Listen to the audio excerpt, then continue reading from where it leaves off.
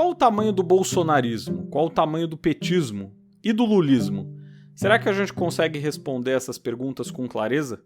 Será que o bolsonarismo tem cerca de 58 milhões de votos, enquanto o petismo ou o lulismo tem mais de 60 milhões? Será? Aliás, será que lulismo e petismo são a mesma coisa? Eles se sobrepõem ou há petistas que não são lulistas e vice-versa, hein? E aí você pode estar se perguntando qual a relevância disso, agora que a eleição já passou. Sim, a eleição já passou, mas essas perguntas são muito relevantes para pensar o que vem por aí. Por isso, tentamos nesse episódio dar algumas respostas para essas perguntas de olho no futuro do país. Mas antes da gente começar, já deixa seu like e se inscreve no canal, beleza? Dito tudo isso, ouvidos atentos e cabeças abertas que a mosca vai decolar. Bolsonaro foi eleito em 2018 surfando em uma onda antipetista, certo? Até aí ninguém discorda.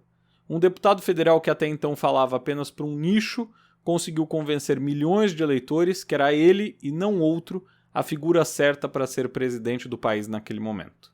E sim, o atentado sofrido em Juiz de Fora, em setembro de 2018, consolidou para muitos a percepção de que ele era um escolhido para a função, um messianismo, que foi muito explorado por ele e que seguiu sendo explorado mesmo depois da posse.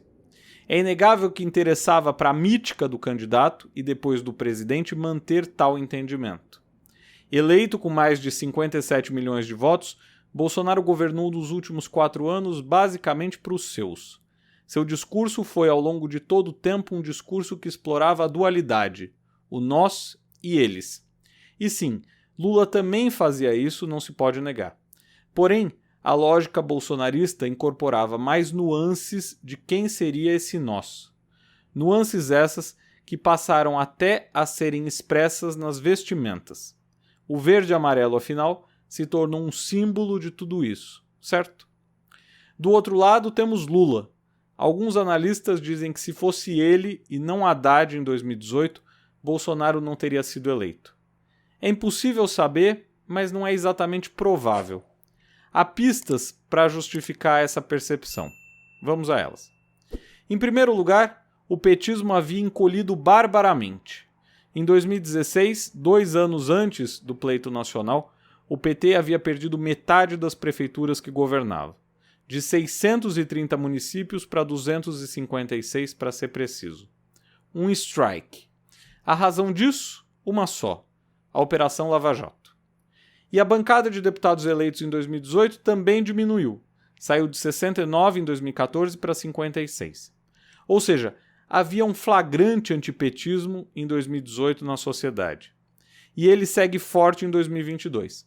Porém, notem bem, Bolsonaro não era presidente naquele ano e sua rejeição, embora alta, não era tão alta assim.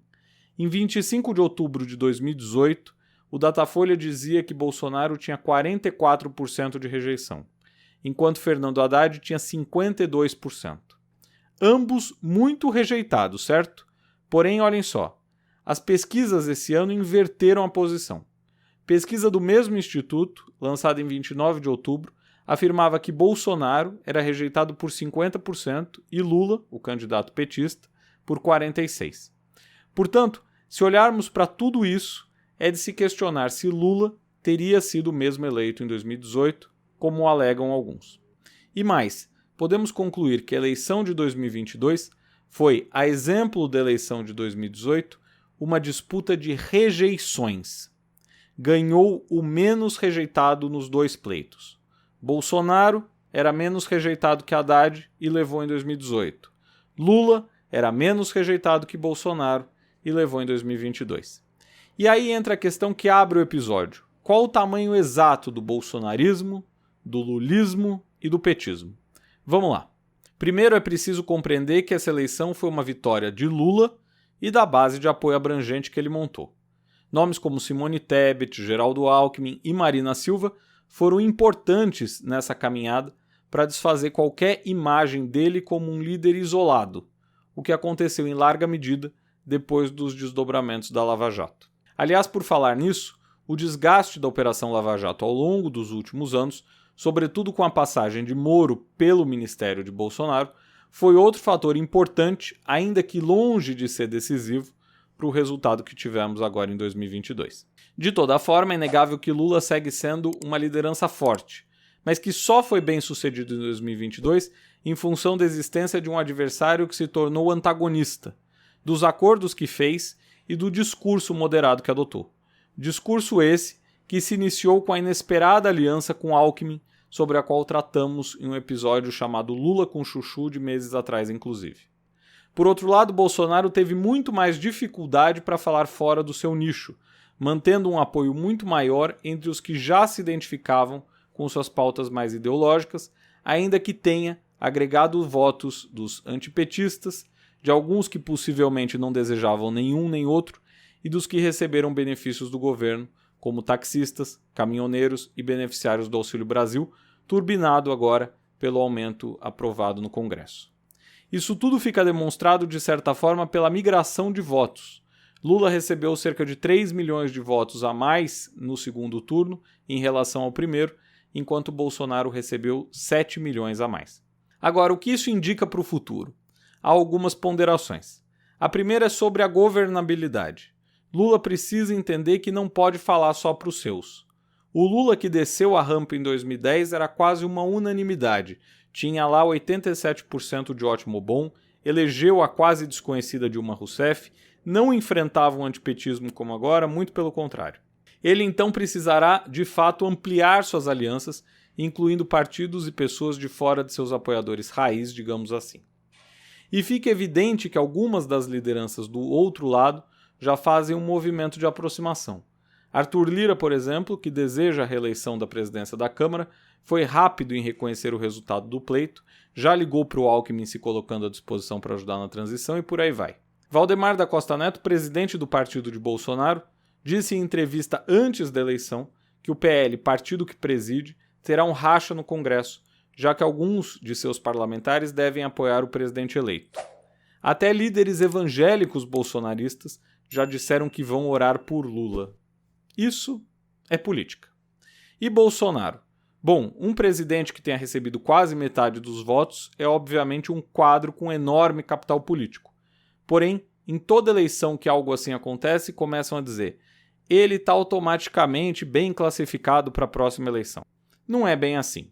Aécio, por exemplo, saiu de presidente quase eleito em 2014 para ser deputado federal em 2018, eleito com um pouco mais de 100 mil votos. Ok, teve um escândalo aí no meio. Vamos pegar outro exemplo então.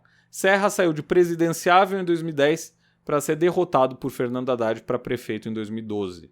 Quer mais? Marina teve 19% dos votos em 2010, 21% em 2014 e 1% em 2018. Para onde foi seu capital político? Evaporou. Assim, da mesma forma que Lula só se tornou presidente somando o lulismo ao antibolsonarismo, será que Bolsonaro, sem o antipetismo, seguirá sendo um líder relevante com a projeção que teve em 2018 ou 2022? Em outras palavras, embora sejam sim lideranças consistentes, Lula sobretudo, dado seu histórico desde a época da ditadura, atualmente eles são a junção do seu capital político e da rejeição ao outro.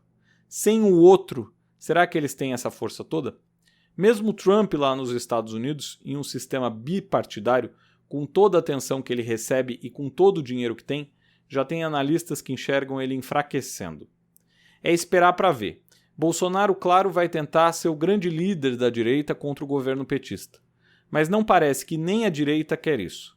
Nomes novos e mais moderados, como Zema e Eduardo Leite, por exemplo, seguramente tentarão de tudo para trazer o eixo da direita de novo mais para o centro.